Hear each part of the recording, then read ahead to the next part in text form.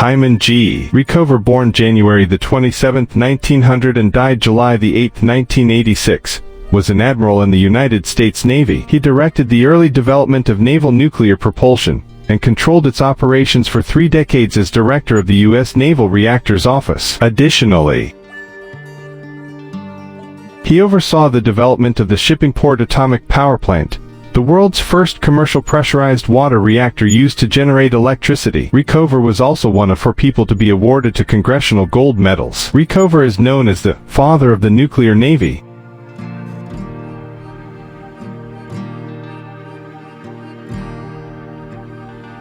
And his influence on the Navy and its warships was so extensive that he will probably go down in history as one of the Navy's most important officers. He served at flag rank for nearly 30 years, from 1953 to 1982, ending his career as a 4-star admiral. His time of service exceeded that of each of the U.S. Navy's 5-star fleet admirals, Leahy, King, Nimitz, and Halsey, all of whom served on active duty for life after their appointment. Rickover's total of 63 years of active service makes him the longest-serving naval officer, as well as the longest-serving member of the U.S. Armed Forces in history. After becoming a Navy engineering duty officer in 1937 after serving as a qualified unrestricted line officer on surface ships and submarines, his legacy of substantial technical accomplishments includes the United States Navy's continued record of 0 reactor accidents. Rickover was born Chang-Dala Rickover to Abraham and Rachel Leahy, a Polish Jewish family from Mazowiecki in the Vistula land.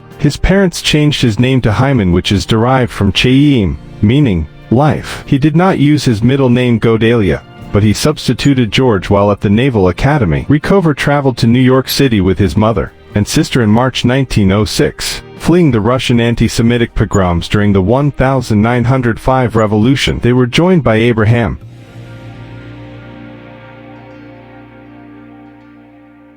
who had made previous trips there starting in 1897 until it became established. The Rickover family initially lived on the east side of Manhattan but moved 2 years later to North Lawndale, Chicago, which was a predominantly Jewish neighborhood at the time, where Rickover's father continued to work as a tailor. Rickover took his first paid job at the age of 9, earning 3 cents an hour, equivalent to $1.02 in 2023, holding the light while his neighbor operated the machine. Then, he delivered groceries. He graduated from grammar school at the age of 14. Rickover attended John Marshall Metropolitan High School in Chicago and graduated with honors in 1918. He then worked full-time as a telegraph clerk delivering Western Union telegrams,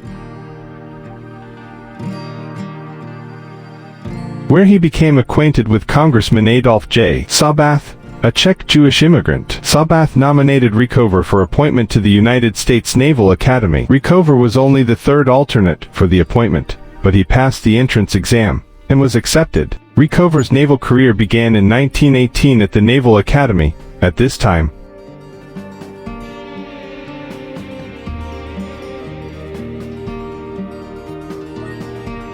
attending a military academy was considered active service, due in part to World War I. On June 2, 1922, Rickover graduated 107th of 540 cadets, and was commissioned as an ensign.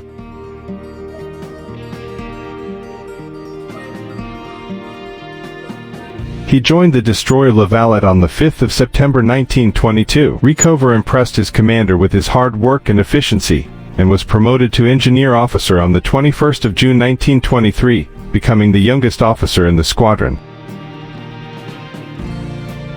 He next served on the battleship Nevada before earning a Master of Science degree in electrical engineering from Columbia University in 1930 through a year at the Naval Postgraduate School and subsequent courses at Columbia. At the latter institution, he met Ruth D. Masters, a graduate student in international law, whom he married in 1931 after she returned from her doctoral studies at the Sorbonne in Paris. Shortly after his marriage, Rickover wrote to his parents of his decision to become an Episcopalian, and remained so for the rest of his life.